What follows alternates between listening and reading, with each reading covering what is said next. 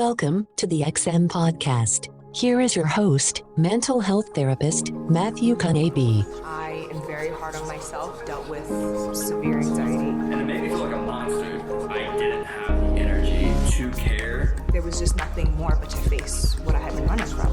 I'm already an anxiety-filled mess. It's just love. Like, it just goes back to love.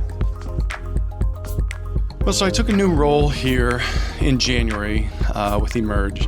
And the reason I tell you that is because in the transition, I asked to meet with each of my team members that I'd be working with individually off campus to get to know them a bit more personally outside of work.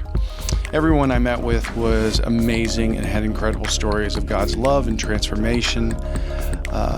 With that being said, my guest today hit me right in the heart when he shared his journey, and I immediately thought of the XM Podcast audience and how they would really connect with him.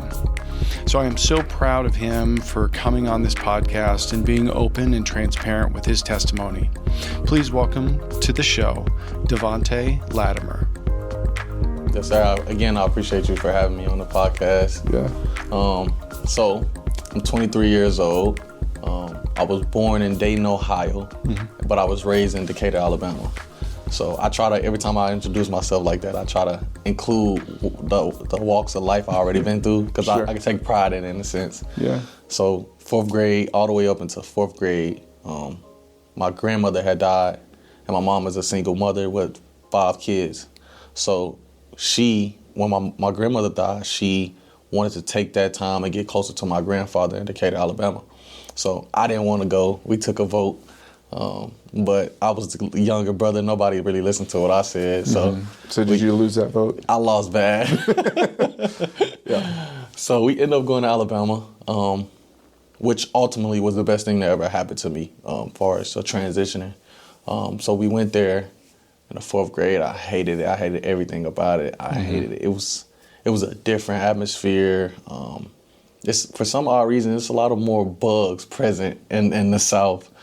So we go down there and a lot of more tornadoes and stuff. I just hated everything about it. It was just so out of the ordinary. Went down there and... So did you have a pretty good experience in Dayton then? In Dayton, I was so young, I didn't really get to comprehend a lot of things. Yeah. By the time I was in the 4th grade, and then by the time I left, I started comprehending and processing like what was things and how did I feel about things. So it was just like young. I didn't really comprehend it at that age.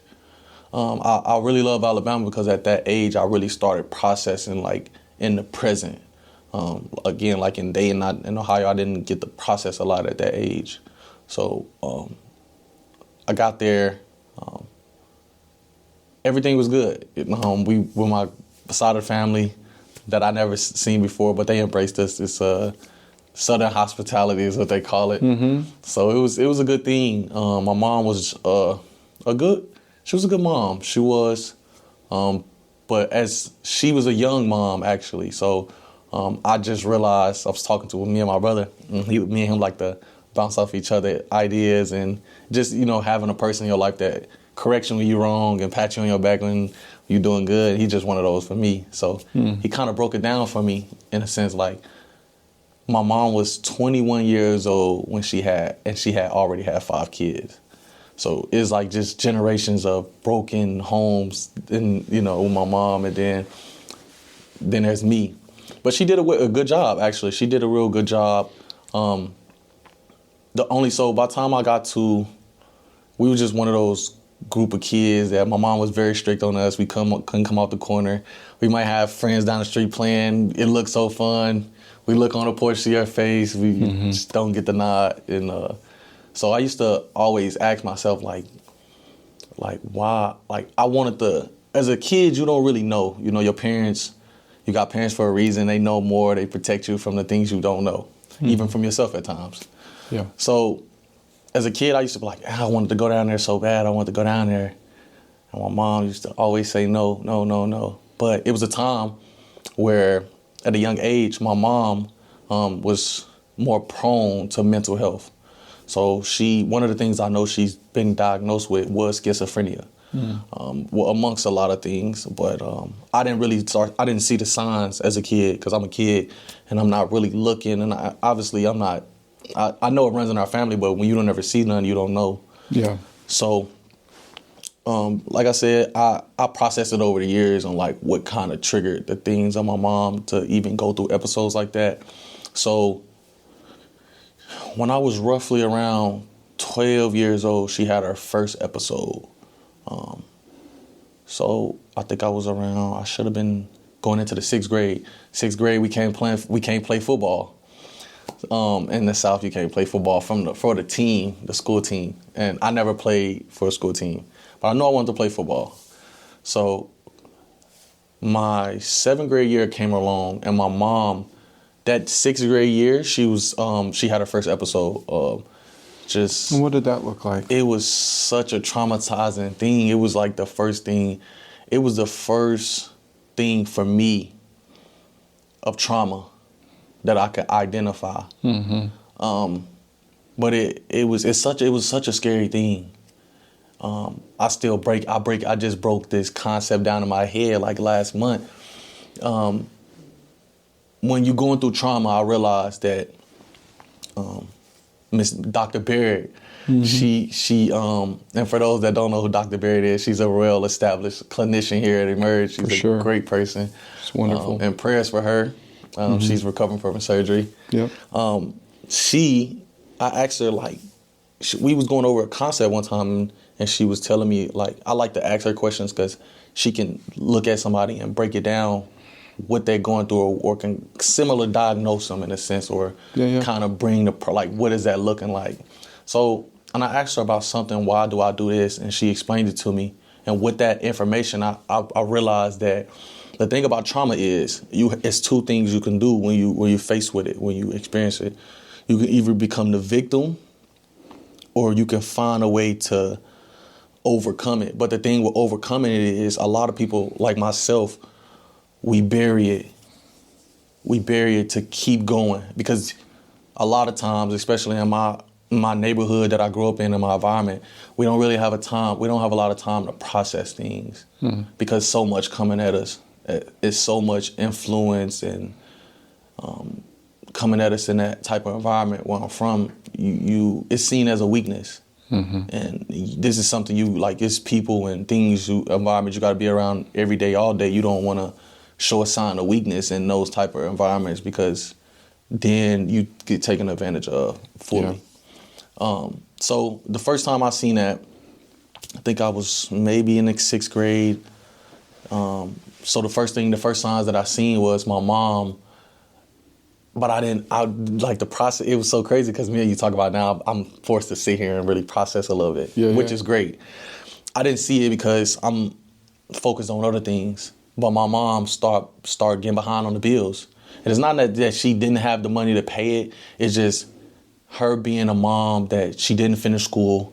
I think she got pregnant with her first kid in the 9th grade. So I think she dropped out, unfortunately. So all she really knew was the basics of counting money and paying her bills. So she was always good at surviving. So with that being said, she never really had a problem, from my knowledge, of paying bills. We always stayed in the nicest houses.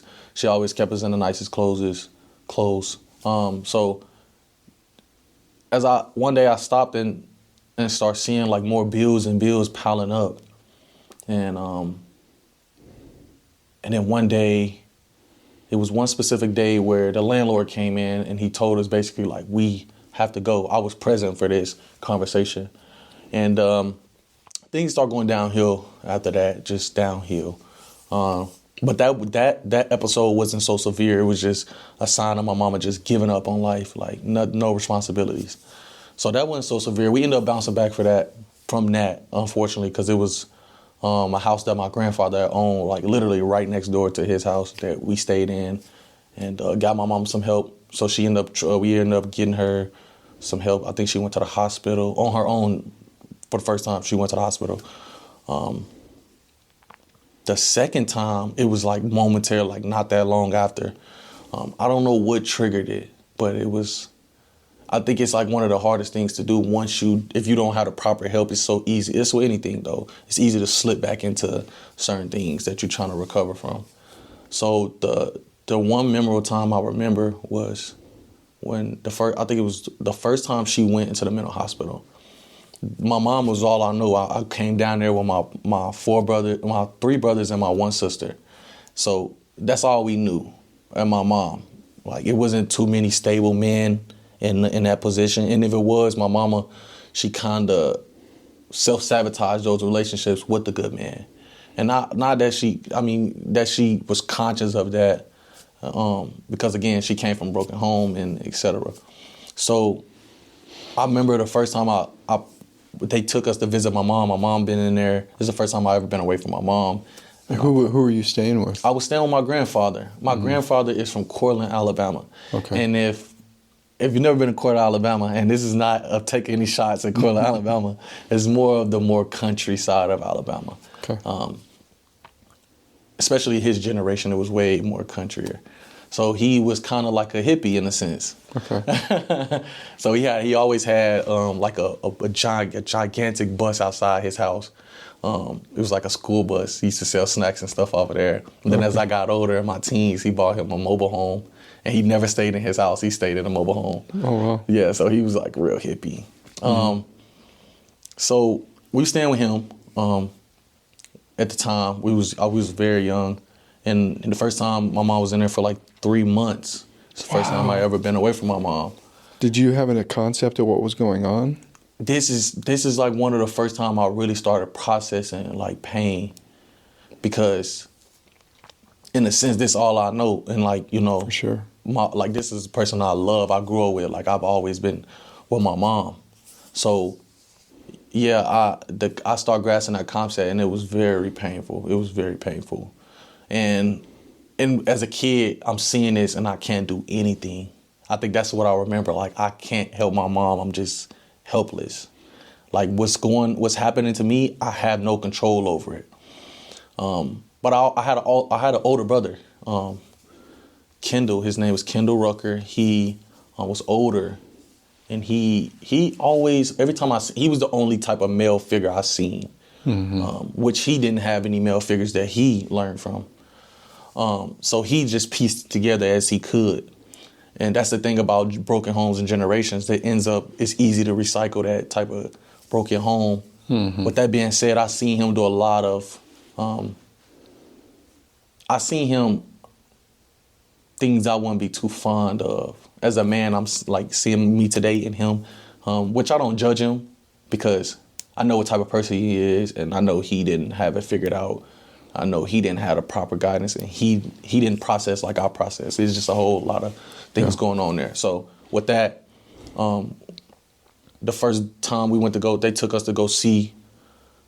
Basically, what I'm saying is, my brother kind of always, one of the things I took from him was the way he responded to certain things. And it might not have been, I'm not too fond of how he responded. So the first time my grandfather took us to see her, I remember, I don't know why I was the first one, being the baby boy, but I'm like the first one walking into the doors. Wow. And it's like double doors in the cafeteria. I guess when you have visitations, they set people in there so they can have that visitation. It's a huge cafeteria. And we open the door, and I see my mom pacing back and forth and like chewing her nails in a nervous manner. And it was just like tunnel vision. When the doors opened, she seen me, and we just locked eyes, and just tears poured. And it was very traumatizing. It was very traumatizing. But when I look back at the story and how everything played out, it's a beautiful thing. Because just going through stuff like that, it's just kind of, it's heavy. It's heavy, especially when you can't do anything. So she got out that time. After that time, we was angry. After that visit, I was so angry. I don't know who I was angry at. I think I was more angry at my grandfather and my uncle, because I felt as if it was a plan to get some type of money from my mom, because my mom had a lot of money when it came to us, because she got a lot of like government assistance, et cetera, things like that for us. So she had a lot of money to take care of us. And then the family in Alabama, my family wasn't poor. Like we was poor in a sense. So my mom was like the cash cow in our eyes, and in some people's eyes. So that's trying to take advantage of that. Or that's the illusion that we was sold as kids. Yeah. So I was angry after that visit. I was so angry. I was so angry at my grandfather. I was so angry at my uncle, because I felt like it was planned, which was not the case. That wasn't the case at all, actually. So she got out, though. She ended up getting out. And the thing that I don't agree, I really disagree with mental health, because I watch it every day. I watch it still to this day. I watch my mom. She's never been the same mom, because in that field, they heavily seduce those patients. Obviously, it's a chemical imbalance, but it's like... Yeah, for medication, she's sedated. So she's and you feel like she's still like that to this day. Yeah, she never really recovered, because But then again, that trauma could do that to you, like her life. But so she get out. She had a lot of checks saved up that my older brother, he had to grow up early because of that. He had to grow up early because he felt like he was the big brother. And that's when I'm going back to you either become a victim or you do something to take charge and prevent this from happening, or something happen to you again. That's usually the outcome that people choose. So my brother just jumped into the fire in a sense. So he just felt like, because he was the big brother, and his mentality, he felt as if everything landed on him. So my mom's car, he took that. He was only like roughly 14, 15. He took the car basically where nobody else could drive until my mom would get out. He took all the checks that kept coming while she was in there for those months, and just saved them until she got out. She got out, she probably had roughly maybe $6,000, $6,000 to $5,000 saved up. And that's a lot compared to like the people like we grew up around in our family, et cetera. That's a lot. So she got out. It was good. It was like my mom got out. Oh my gosh, I'm excited. I think I came home from school one day. It was just a happy thing. My mom was finally out. Things can go back to normal. But the thing about, again, growing up in broken homes, there's so many voids that's created. And a lot of people, even myself, we have these voids that we are very subconscious of. And they gotta feed on something. We naturally gotta feed those voids, even if we don't even know we're doing it. So for my mom, she grew up in a broken home, which one of the things that she didn't feel was love from her father. I would say for her father, even from her mother. So I processed this. So the first love she felt was from a boy, a man of her peer, whichever that was for her, whatever form that took. So my mom, her biggest downfall was when my mom was involved with a partner. She puts that person first over all her responsibilities. That person comes first. When my mom didn't have a man, her kids was everything, like greatest mother. And so I watched my mom choose over us a lot of times. Specifically, I think I consciously put myself in a position where I wanted my mom to choose. So with that being said, as soon as she got out the hospital, she met a guy. Like the second day she met a guy. And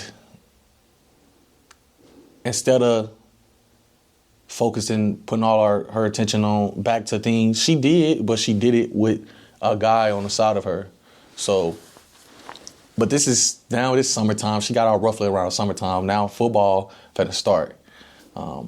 I really don't got no clothes. I really don't got no shoes, but I gotta play football. The middle school coach, he want me to play. He's been on me since I came in. So, trials, first day of trials. I missed tryouts the first day because when she got out, she took all of us and went and rented a hotel for a week or two because we didn't have nowhere to stay.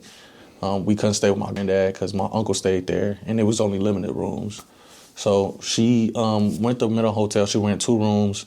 All the kids stayed in 1 room, and then, you know, she had her separate room. So we stand outside of our known area. We nowhere near anything. We kids. We can't do anything. So I ended up telling my mom, drilling in her head, I need to make these tryouts. And she's like, okay, not really. And I'm conscious of not putting too much pressure on my mama because she's back. Like, she's back present. And I just got traumatized based off of, because I knew she couldn't handle it. So, again, I don't have no shoes. So I think the second time came around, the second day of practice, because I had a itinerary sheet the days, and I told her I need to make this one. And I came in, I was late. I came in at the end of the second practice. And I was so angry with my mom. I was so angry because I didn't want anything else in life at that moment for myself, but that I needed that. Football runs in my family on my dad's side. My cousin, Cody Latimer, he played in the NFL for a couple years. He played with Odell. Yeah. He played with both of the the Manny brothers. He played for Denver. I remember him. Yeah. Mm-hmm. So it runs in my family, and as I got older, I always wanted to, because I got the potential to do it. I wanted to be next. I wanted to be the next one that do it. Mm-hmm. So I was so drilled in my head, like, and then it was an escape. Not me understanding that it was an escape until I got in it, but it was an escape, and I needed it. And I think God used that football and my sports vehicle to take my mind and keep me between those 2 worlds of my environment from where I grew up. So I just naturally was drawn to it.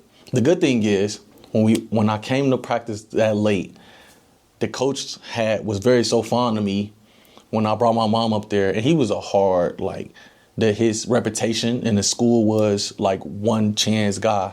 Mm-hmm. So I didn't know how that would pertain to me because I don't know how he truly felt about me, but he had high expectations for me. So started playing football. I ended up playing. He let me slide, so I ended up playing. And naturally having the talent, on the 7th grade, I played with the 8th graders. I don't even know how to read a playbook. I don't even know how to know plays or nothing. I'm just naturally gifted. Mm-hmm. So, and then you got kids that have been playing Pop Warner, so they advance, etc. So they running circles around me, but I'm running circles too, but not the correct. I'm cutting through the middle. Right. So, football. That's my getaway. I didn't play 7th grade, 8th grade year. I'm like, this is for me. Mm-hmm. I also played other sports, but I'm like, this is football. This is for me. And the more I played it, the more I was like, it fit perfect. What drove me, what kept me, but between my 7th grade and 8th grade year, talk about being torn between two worlds. Growing up in my environment, it's not a lot of male figures in that environment. So it's just your peers. And if we don't, I think as a kid, especially as a young man, we want praise. We want that. We want that pat on the back. We want that, what's the word I'm looking for? It's like a attaboy. Yeah, we want that. I don't know why, but at that age, we really want that. Sure. So I had guys in my community that I looked up to before me. They played football in high school. They was older, but they was the same thing. They was heavily influenced because it wasn't that many male figures in that. I think out of all my people that are friends I grew up with, it was only one male dad in that out of like 12. Wow. There's only one male dad, but even with that, his dad wasn't the ideal, and nobody's perfect. Yeah, you know, right. He seen his dad do some things that he wasn't too fond of, and he put him in the victim role or the overcomer role. So he had a father, but it was like, how much could I? So with that, you got a group of kids, some older, some young. You got a group of kids in the neighborhood, and it's easy in that neighborhood to get your hands on weapons. It's easy in that neighborhood. It's glorified, actually. It's very glorified. We call it stripes, earning your stripes. So whether that's fighting getting a reputation to be a good fighter, breaking in houses, or even shooting at people. At that time, at that age, nobody glorified taking nobody's life. Mm-hmm. We didn't glorify that because nobody was that. That's the thing about kids. Like, we know right from wrong, but the thing is, you need that father figure in your life for that correction. Mm-hmm. Because what I've learned over my years, which is a good thing and a bad thing, but it's bad for the people that I had, that experienced it, that I've loved and grew up with. You get one chance. Sometimes it takes one time. It just takes one time, and it could have been a great mistake. And you want to be a better person now. You knew it was a mistake, but unfortunately, we live in a world that, is judgmental. Yeah. So I watch a lot of guys throw their life away with one decision. Yeah. So with that being the case, I went to jail. The first time I went to jail was in the 8th grade. I went to jail in the 8th grade. I just played that 7th grade season. Didn't know what I was doing, nothing. But the 8th grade year, I know the plays now. This is gonna be my year. I went to jail in the 8th grade because my mom had another episode. This time it was worse. It was very worse. When my mom got out the first time, we moved into a 2-bedroom house. My mom got 5 kids. She moved in a 2-bedroom house. So my oldest brother, Kendall, he's roughly 17 at the time, 16, 17. Unfortunately for him, he had got a girl pregnant at the age of 16. So he also dabbled in drugs as far as distributing them. Mm-hmm. He was a big name in the city at a young age, a reputation. With that being the case, he had to make something happen. He already grew up too early, so he had to make something happen for it, because he's sleeping on the couch. Then everybody else sleeping in the room. All the rest of us sleeping in the room. So it's like, you expecting, you got a child coming in this world, you gotta fend for that. So what he did was he ended up moving out, which was another thing that triggered my mom so heavy. And I never really processed that until a couple years ago. Because my mom, that's the thing about love, when you get it, and you get it from a form of not a healthy form, it's no boundaries.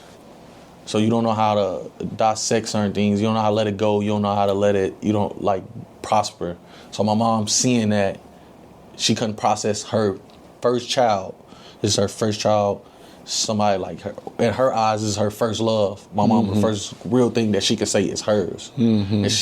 And she's at the time where she's watching that leave the nest. Yeah.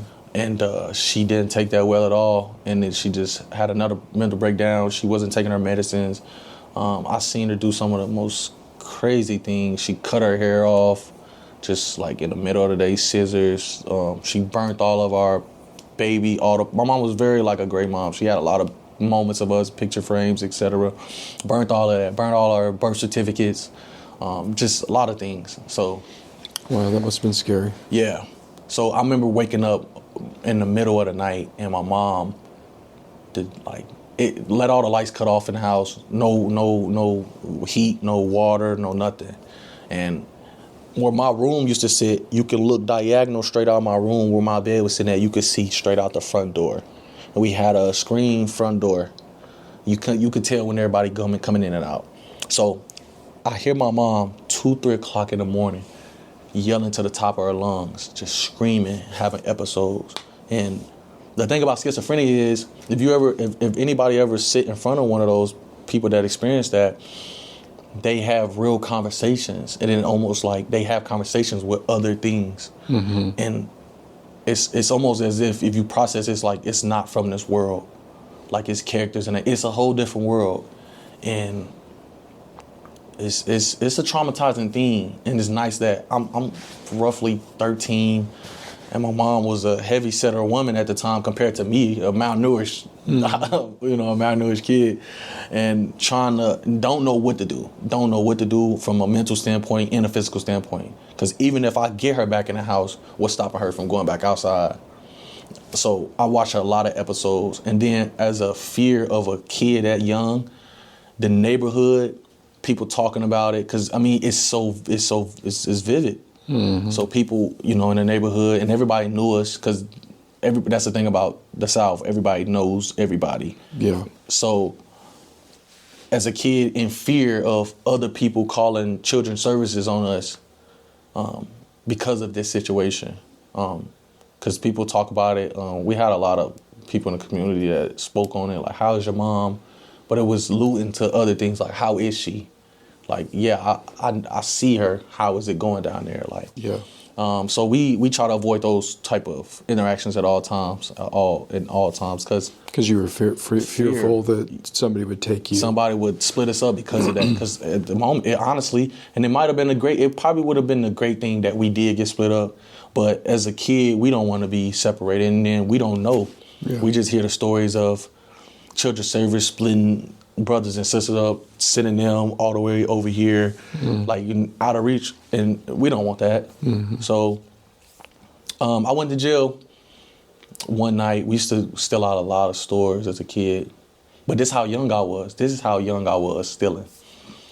This is how that community is so influenced. One, stealing was one of the, it's the start before breaking into people's houses. Mm-hmm. So everybody did it. All the kids did it.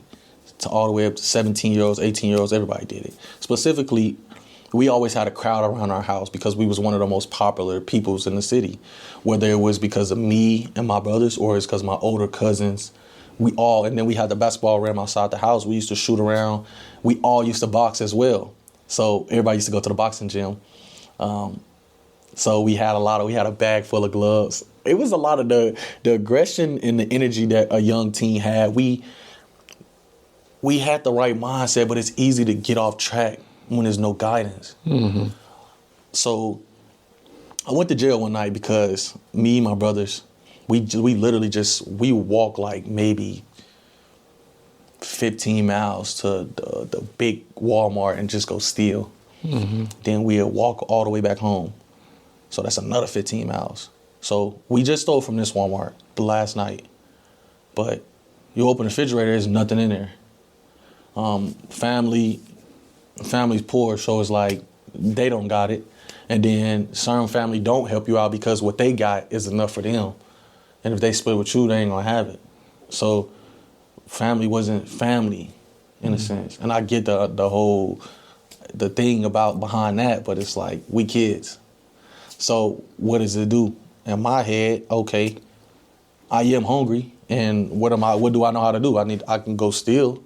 So I told my cousin one time, I'm like, hey, we finna go to the other Walmart and steal, get some food and stuff, the snacks or whatever. We wasn't even thinking food, like steal ground beef, chicken, none of that. I'm so young, I'm thinking steal candy, like, like steal candy. Right. So my cousin like, I don't think we should go tonight. And I'm like, oh, you scary. You don't want to go because you're scared. He like, we been going, we done went multiple times this week. We should just chill out. I'm like, we don't have nothing to eat in there. And then he was like, man, I don't know.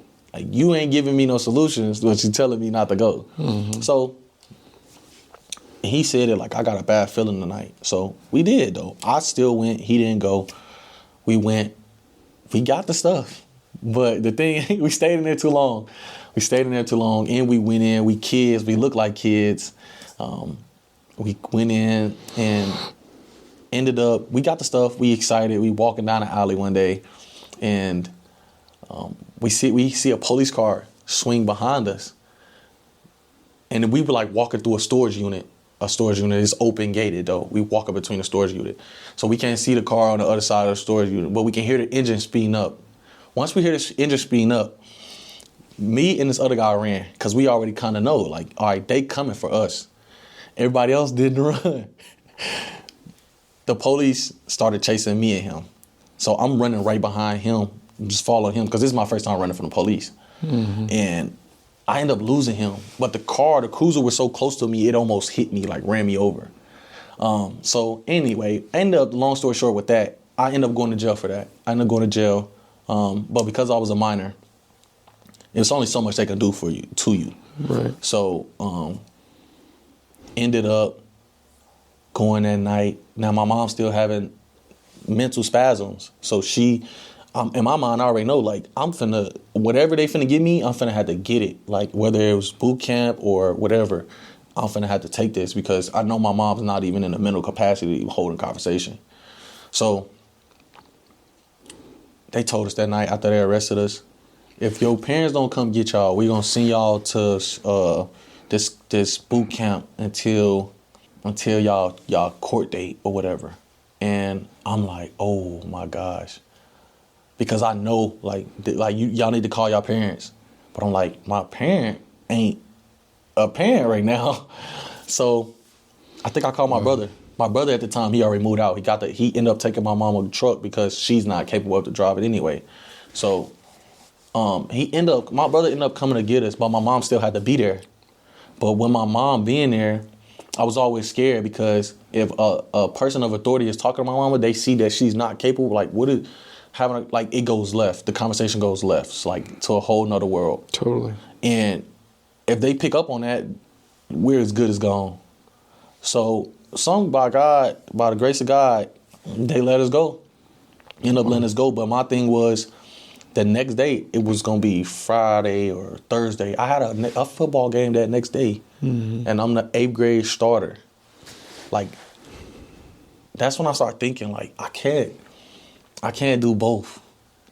Obviously, as I got older, I still did other things. But then, that was one of a pivotal moment for me when it came to that lifestyle. A lot of kids wasn't that driven as I was coming out that community. One of the most heartless stories that I had was growing up with a kid. He was so talented. Like, he was finna go pro in boxing at 18. He's been boxing since he was 8 years old. He was so talented. He was a physical specimen. He was like, when we went to everybody in the neighborhood started boxing because of him, which is another thing that kept us out of that environment doing things like that. So he was so talented. When we all used to hit the bags, it was like a bags lined up in there, and everybody got a bag. And he's always at the end, but he don't work out with us. Like, we might be over here and coach call out combinations, we throwing him at the bag. He's so advanced, he's down there by himself. And the thing about boxing, it's not about the age group, it's the weight class. So he can fight grown men and beat them that's been boxing as long. That's how good he was. So the thing was, and it was also like a karate gym next to it. So, but this is how gifted he was. When he started hitting the bag, everything in the gym stopped just to watch him, just to watch this man. And he was only like 15 years old. But with us, we had two different crowds or groups with us that hung around my house. I had the older kids, which was my cousins, and they hung around us. And we had our group. He was part of our group. But he was so respected because he was like, this is a star in our neighborhood. He's the most gifted. We didn't never see nothing like this. So everybody praised him for just being so good in your lane, the lane that you in. Like, you're great. You're destined. So everybody from the older kids to the younger kids praised him. But he was so caught up in the older kids, the things they did, because it was levels to it. We did bad stuff, but the older kids did bad stuff. They might have already been shooting guns and breaking in houses and stuff. But they get, in the neighborhood, you get a reputation. And that's the reputation people thrive off of. Don't mess with that guy. He's real business. He you know what I'm saying? And it's not, as I got older, that's not what I wanted. Because I seen him try to impress the older guys. So ultimately, a gang formed around my house. Now, these are kids. These kids, they harmless kids, but it's a gang formed around my house, which became rivals with another gang in the neighborhood. And that's when the guns started getting picked up and et cetera. But nobody wanted to kill each other. It was more of a scare tactics. Like, the first time I ever been shot at was a scare tactic. Jeez. Because we could have easily died. It was like they had us dead in the scope multiple times, everybody out there. They wasn't trying to kill us. They was trying to scare us. So that's the thing. Like, people had guns, but that's the thing about mistakes. That, like, you can't come back from things like that. No. But we not, because we kids and we grew up in that type of environment and not enough male figures in there, that's not drilled in our head as a kid. That letting us know, like, our choices is one of the most vital things that we have to be conscious of. And with that being the case, like I said, everybody looked up to this guy, and he was like 14, and you got guys that's in a group that's 19, 20, all the way down to the 17-year-olds that got a name in the neighborhood, and everybody looked up to him. So he was the type of guy, instead of getting his hands dirty, he could send somebody to go get his hands dirty, to handle his business, because that's how much popularity he had in the neighborhood. Mm-hmm. But instead, he wanted to put in his own work, is what they call it. And I didn't think he knew how much range he had. I don't think he knew how many people respected him just for being him. Mm-hmm. So with that being the case, a lot of the older guys that hung around us and my cousins and them, they start going to jail. This is when everybody start getting long times. Everybody go to jail, but they get out maybe a year, etc. But now people are getting longer time sentences now. So we're not seeing them no more. So it's like, all right. So it's not any type of structure now. It's just now. Then next up is our younger generation. We getting older, and nobody there critique us. So what we do, we start slowly like breaking up into our own groups. And with that being the case, he stopped going to the gym more, the boxing gym, because he wanted to, he gotta thrive. He gotta thrive off of everybody praising him. It was a man in the gym named Coach Mario. Coach Mario was like a father figure to everybody, especially to Cortez. Mm-hmm. He was his coach. But Coach Mario was going through something at the time with his life situation, which prohibited him from showing up to the gym all the time. And with that being the case, this is the only father figure Cortez ever knew. So if he looking at him like, my dream flowed through you because you believe. And if you believe, I believe. And you are the one that's supposed to take me this far. Because again, he was 15. He had like 3 more years before he went pro. Mm-hmm. But right around that time, Coach started going through his stuff. So with that being the case, he like, all right, you not showing up at the gym. There's no need for me to show up at the gym. You're not taking it serious. So it's like, but and that's the thing. We search for consistency. I think that's a natural thing. Like, we want consistency in our life. So we consistent. His brothers, his friends that he's always around. So he just hang out with us more. And if he ain't going to the gym no more, for real, we not going to the gym no more. Because it's like, like you was the light. Yeah. And with that being the case, we start breaking up when all the older kids start going to jail, and we all just start splitting up. Obviously, me and my brothers, we lived together, so we stayed in that area. But everybody else started breaking into their own groups in the city. And he ended up going one night. He ended up going to... And this was the crazy thing. I mentioned this to you, and one of the things, we used to go to church. My grandma was the Sunday school teacher, and for some odd reason, like, we was good kids. But so my grandma, if I'm going to church and my brother's going to church and my cousin's going to church, then everybody, all the gang members, we all going to church too, because that's where everybody's at. We still kids, so everybody are the baddest kids, the people that's deemed bad kids or whatever.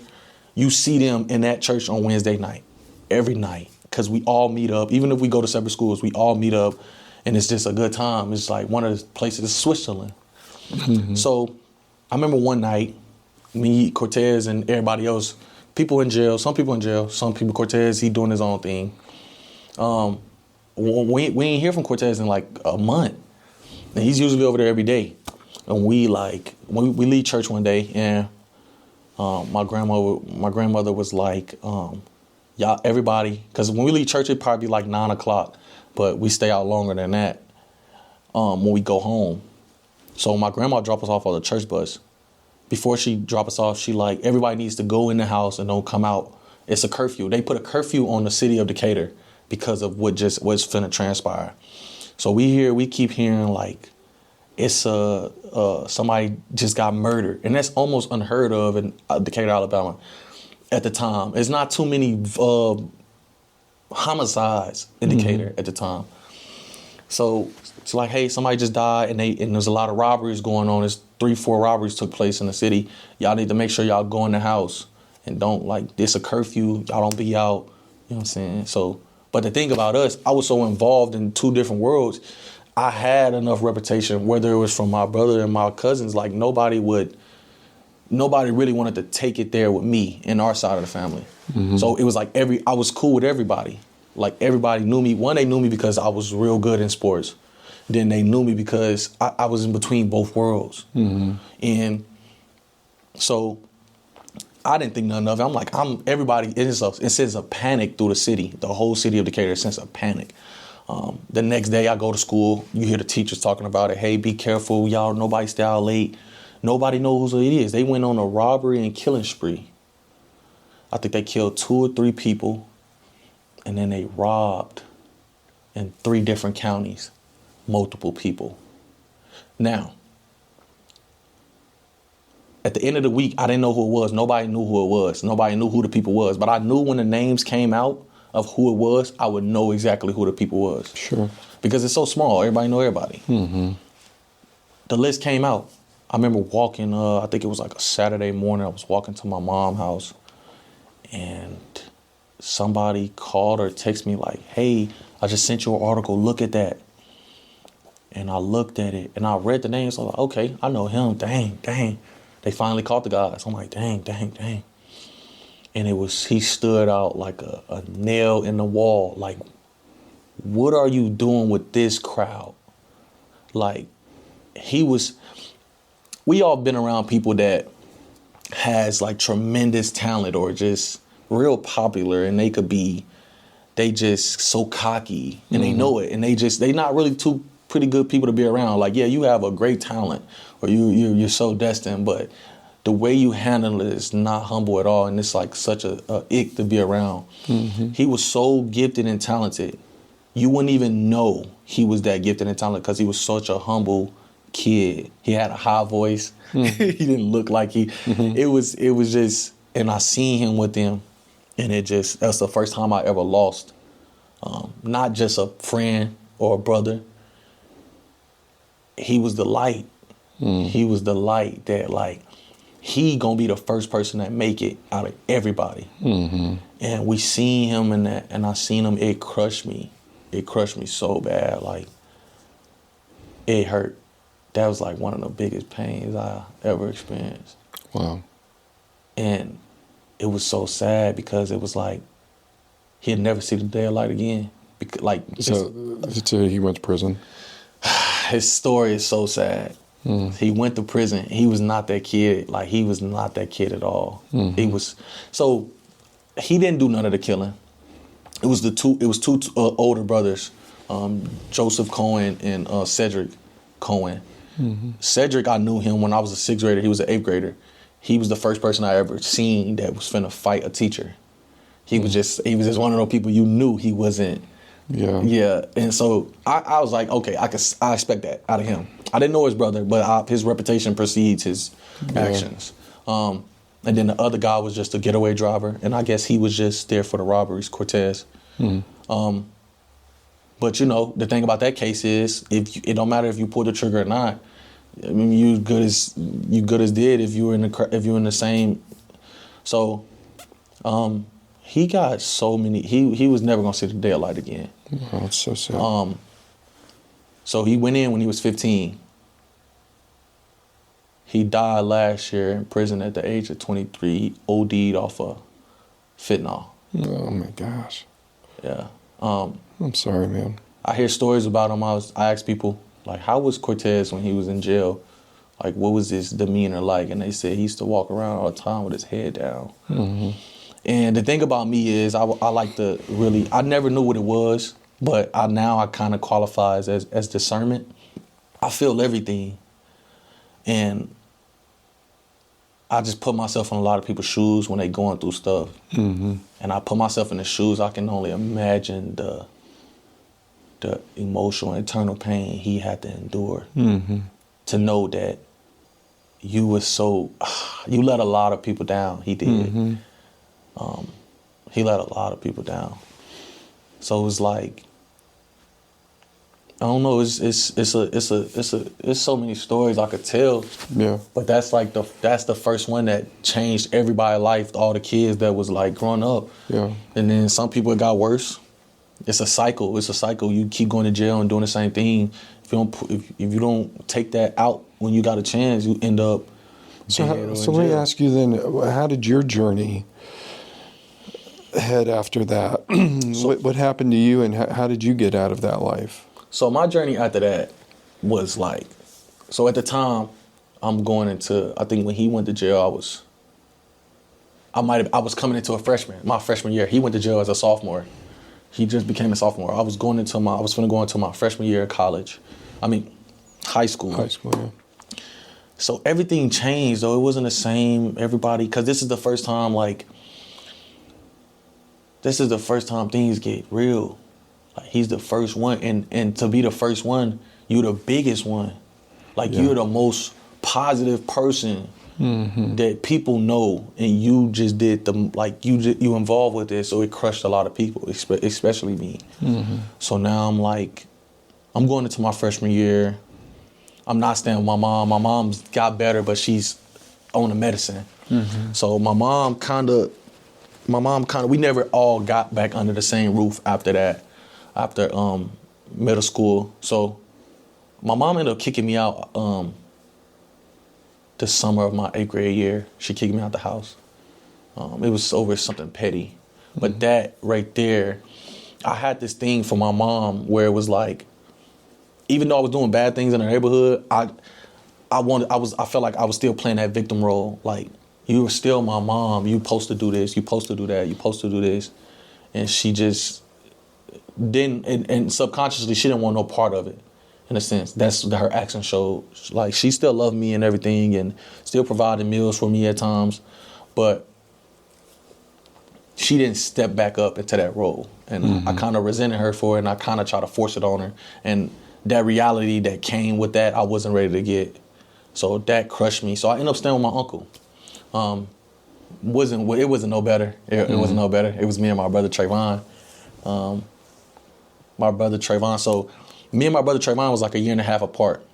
So things started changing then, because I'm like, I still got football. So despite everything that's going around, things that I'm experiencing people dying back to back, people going to jail back to back, just family internal things that's bad, a reality that no kid should ever have to accept.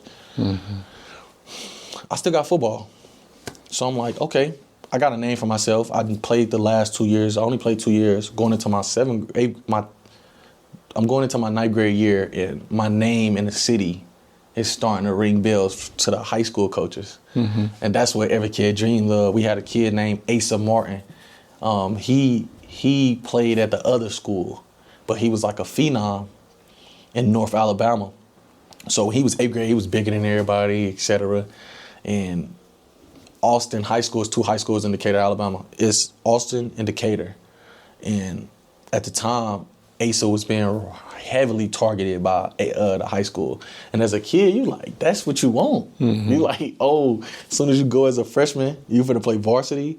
And he was the first one to do that. So I was like, that was my whole process. He was my rabbit. I was chasing him. Yeah. So that's what my whole mindset was set on. So despite everything going on, I'm like, okay, I got to create my lane now. I got to focus on this. I stopped putting the neighborhood drama behind me, the stealing, the breaking in houses, the gang related things. I put that behind me because I'm like, I got to choose, and I naturally chose this because it's getting more better. So for me, I honestly, but I still submerged in it because everybody around me was doing it. So me, I focused on ball. I knew that was my ticket. I knew it was if I wanted to get out of there, I knew that was going to be what's going to take me out of there. So I took it serious. I took it very serious. I played football, basketball, ran track, and I boxed. So I had to put a couple of those down. Like, it was, it's a lot. It's a lot. So I did football, basketball, and track. I put the boxing down for a little bit because boxing is actually one of the hardest sports to be trained in. So football come around. I know football, but because my food is, I can't get a lot of food, like because the people around me, they don't got a lot of money, so the food was kind of scarce. So I couldn't gain the proper weight, and I couldn't. It was just I was just skinny and just strong and just natural, but I was skinny still. I had enough weight. I was like 165, roughly 165. I ended up playing football, high school. My whole goal was to make varsity as a freshman, come in, make an impact. I did. I made varsity the last 2 games of the season. Good for you. I could have made it. In the beginning of the season, but my freshman class was good. I'm not gonna lie. We was good. We went almost undefeated. But it was a guy that was in my same grade. His name was Jackson Hall. He was an O-lineman. He was like he was already bigger than everybody in middle school. He was 350-some pounds, 6'3", big tank. Wow. And so as soon as he came in, he went straight to varsity. So I'm like, I'm as good as him, or if not better. But 2 different positions, but it works out different once you get in the politicals of it. For sure. So that was my goal. I know Asa now. Asa's a sophomore because Asa was a year before me. So Asa is on varsity. He tearing it up. I'm a freshman. Watching Asa, because we shared a field, watching him tear the whole North Alabama up. So he sophomore, ran for like 1,000-some yards. He getting offers already. He's my rabbit. We got the same type of build. We run the same. So I'm like, that's my rabbit. I need to get on varsity. That was my goal. I need to get on varsity ASAP. So I'm focused. The whole year. I ended up playing the last 2. I didn't get to play the last 2 games, honestly. I got moved up football the last 2 games. But the basketball coach got mad because he wanted me to come over and develop my game, because the transition in between the two is, if you're not, it's talent, and then it's God-given talent. Some things just effortless. I did have to work on my game in basketball. So like I was a lefty, so I had to work on that right. And then like the transition was always bad for me. I had to put in a lot of work because I didn't have the body type. I had to build that body type back up. I couldn't keep the weight between both of them. So I go to basketball, work on that. But once I came back to football, when spring ball started, I had guys that I was already naturally talented, then work their butt off that whole off season and become as strong as me, as fast as me. And I'm like, oh. So I'm just focused all around on sports. I'm trying to, this is my ticket. So my freshman year, I was very comparison. I compare myself a lot. Not that I didn't feel like somebody was better than me, but I'm like, what is he doing that I'm not doing? Why is he getting the success he getting and I'm not? I stay up late nights. I'm early mornings. I watch guys go out and drink and party, smoke, do everything you're not supposed to do. And you always told when you're doing anything, especially when people become for you, they tell you the blueprint, what you should and you should not do. And when you do it religiously and you don't get the results you think you deserve, it's so discouraging. Yeah. And we had a guy on our team named Josh Marsh, well-off guy, his family, great family. They own a church in Decatur, Alabama, called Epic. Great family. But the good thing, this how I took it so serious. I ended up being on a leadership board. We had a leadership board for Decatur. And that's a good accomplishment for somebody like me because it shows, not only does it show my peers, not only did my peers respected me like that, the coaches respected me like that as a young pup. So it was like, I'm a part of something that contributes to the team. So, and your peers vote you into that role. So that was the first time I ever, my work showed for the work I put in. So I was very, it was a very good step for me. I knew I was going in the right direction. But the guy named Josh Marsh, he was big. He was a big guy, linebacker. He was the linebacker. He played as a freshman. He was a big guy. He was fit. He was like a phenom. So he was our star at Decatur. Then Asa was a star at Austin. So Josh Marsh, he already played. I'm coming in as a sophomore now. I'm starting already. And another thing that showed my work as coming in as a freshman was the coach. I never talked to the coach, but this coach, Coach Adcock, he was such a feared coach. He came up to me. I never had a conversation with him. He was just such a feared coach, respectable feared coach. And he came up to me and I had a nickname. You get a nickname in Alabama, you're doing something good. So my nickname was D-Lat. And I'm in the cafeteria. The head coach came up to me. He was like, D-Lat, come here. I came up to him, we talking. He was like, what number you want next year? I'm like, number one. I mean, obviously, you get a low-digit number, they really think highly of you. And he looked at me and smirked. And there's other guys that been playing, that's got a well-established name before me, that have been playing years at Decatur before me. He gave it to me. And I'm like, now this is a kid that's coming from poverty. I'm coming from poverty. I'm coming from all the bad things in the neighborhood. This is the first positive thing for myself that I've. That's good. And it came with a lot of confidence, basically. It came with a lot of confidence. And from there, I took off. Had a great year that year. But I still was poor. I still had things at home that I got to constantly battle with. And so it came a time when my dad wasn't close, but we always stayed in contact when I left Dayton. And I always kept him up to date with things or whatever. And I told him, like, I kind of need to get out of here. And I'm moving around. But basically, that's all right. I told him I need to get out of here. This is between my freshman and sophomore year. And I'm like, okay. So he made it happen for me. Ended up going into my freshman year summer, I was supposed to play ball in Dayton, Ohio after my freshman year. And so I didn't though. Why would I go back to a place? I'm in Dayton, I'm stable. I'm the only child, so I got food, consistent food source. I'm in a better position and a better foundation where I can focus on what I really want to do, which is go to college and play football. But I get down there and I get homesick. It's my first time ever getting away. Right. I get homesick. And at the time I had a girlfriend, so it was like, but me and her was in a rocky position.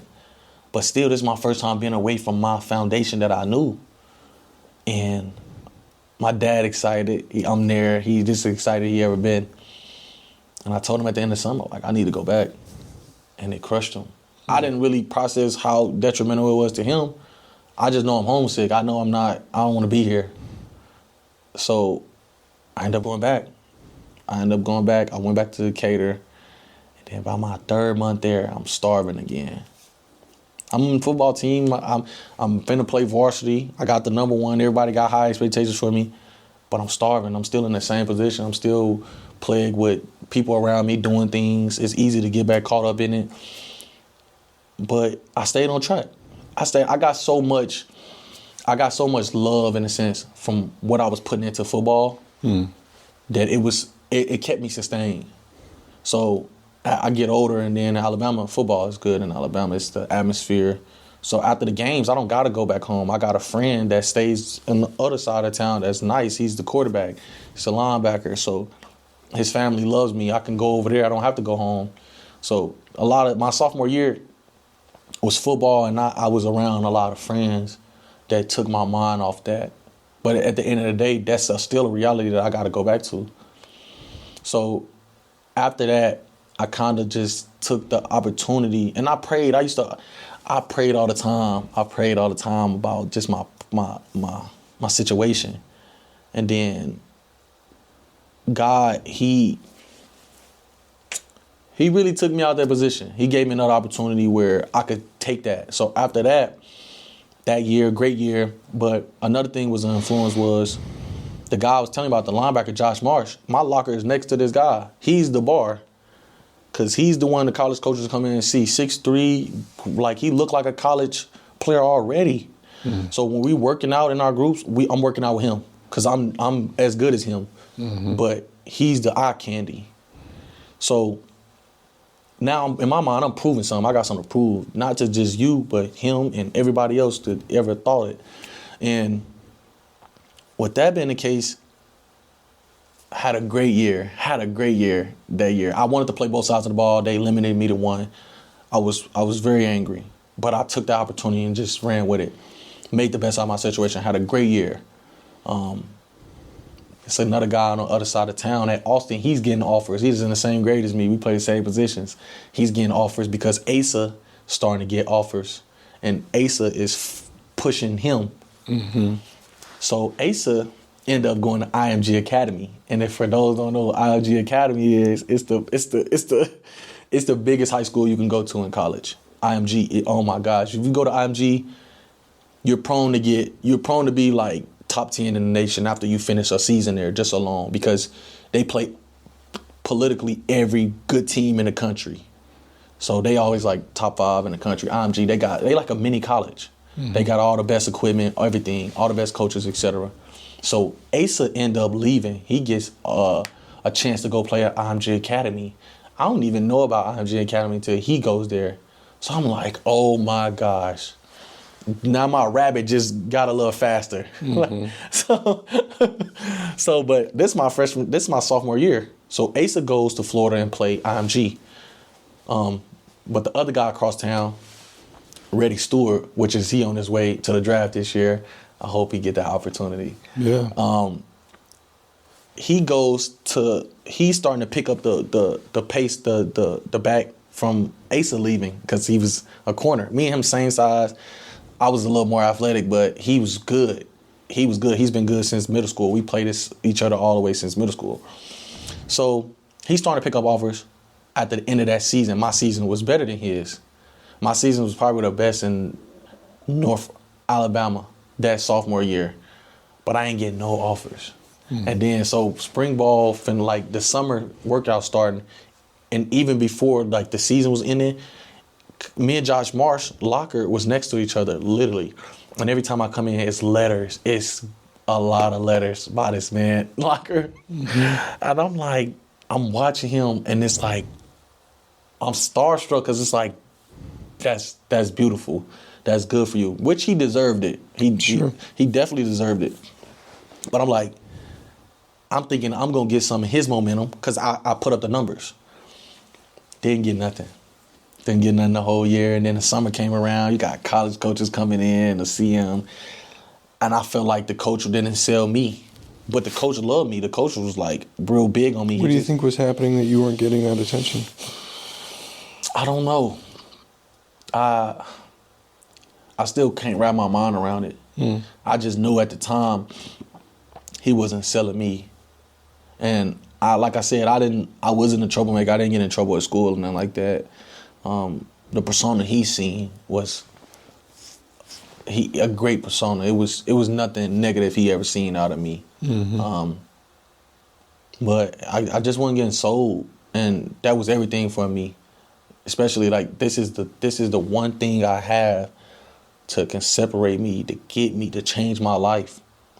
Cause I pray. When I pray, I ask God to let me be the light in my family. Mm-hmm. Like I've always prayed with that since I was sleeping on the couch at my uncle's house. I've always prayed for that. And that's one thing about prayer. Sometimes we ask for things, but we don't know what we really asking for in the depths. Sure. And I didn't learn that until I got older, because I am the light of my family. But when we pray for something, we got an idea in our head. When we don't have that, like, it's a maturity in our head when it comes to this, like, a prayer, God, and our relationship with Him. Mm-hmm. And I had it in my head what I wanted to be the light is. But when I look back at what God has done for me, He's answered my prayers 3 times over. Yeah. And He's still not done. So I knew I had to leave, though, because I was like, I know I wasn't being sold. And all of the coaches loved me. They didn't want me to leave. They practically begged me to stay, in a sense. Mm-hmm. Try to help my discomfort, because I wanted to play both sides of the ball. They didn't let me do that my sophomore year. Going into my junior year, they like, hey, we're going to let you play running back. We're going to let you play both sides. I'm like, but at this time, it's like now it's more of it's for me now. Like, I grew up with the guys I play ball with, grew up with them. I'm like, we grew up together. So I didn't want to leave them. But it was like, if I don't go now, I want this door to close. You mean go to Dayton? Dayton. Yeah. And if I don't leave now, like, this door gonna close. And the one thing I've seen a lot in my neighborhood was sometimes you go to the gym, play basketball, you see older people that's a little older than you. And I'm getting older now, so I'm seeing grown men in there playing, might be shooting around in there. We running pickup games. And you just see some of the talent in there. And I had conversations with some guys like, hey, man, why you didn't run track or something, dude? You fast. And you always hear the stories on why, and what happened, and what got them. And I made a promise to myself that I never wanted to be that person I never wanted to be that person that be like, it didn't happen for me because of this. Mm-hmm. Like, if I got the talent, I need to utilize that. If I got and that's what anything, it's not just the talent, it's just anything that God gives you with. Yeah. You need to utilize. Don't be the person that say, I wish, or like, I just didn't, it was such a discomfort for me. Because you see that and you like, that's heartbreaking, because the environment wouldn't be an environment if it wasn't for people like, if you took your opportunity, because then you would be another person, so another role that somebody can look up to. Yeah. So I seen that all the time. It was just a discomfort. And I was like, I promised myself, I'm not going to be that person that be in the gym playing basketball and they ask me, man, why you didn't go play ball? Right. Why you didn't go do this? Whether it was ball, serving the Lord, etc. Why didn't you take advantage of that? Yeah. So as we kind of work towards, wrapping, what are some points that you would want our listeners to know, and how is your family doing today? So some points I would want the main listener to know is, if you have something that God has gifted you with, whether it was physically, mentally, or even spiritually, sometimes and if you got a goal, basically it might be a goal, it might be a dream. If you're going through anything, you gotta, for the younger generation, you use that as a vehicle. God gave you that for a reason. Whether He gonna allow you to take full advantage of it, or whether He gonna allow you to use it as a vehicle to get you from point A to B. I think God gives us things and we need to use those as vehicles. That's good. My family doing good right now, as in the whole spectrum of constantly. It was almost like we couldn't dodge a bad time. So unfortunately, my brother Kendall, he's waiting on trial right now for 2 capital murders, unfortunately. So he's been in there since my junior year of high school. Wow. My brother, I got another brother named Vernon. He just kind of piecing it together, trying to figure it out. My brother Trayvon, which I was closest to, which I stayed with when I was with my uncle, the one that was like a year apart from me. We went to the same high school, so he was always like a year apart from each other. So when I was a sophomore, he was a junior. He died, unfortunately, my freshman year at college from an enlarged heart. He died. Sorry. And so he died in 2019. My younger sister, she's a mother of 2. She got 2 twins, and she got pregnant at the age of 15.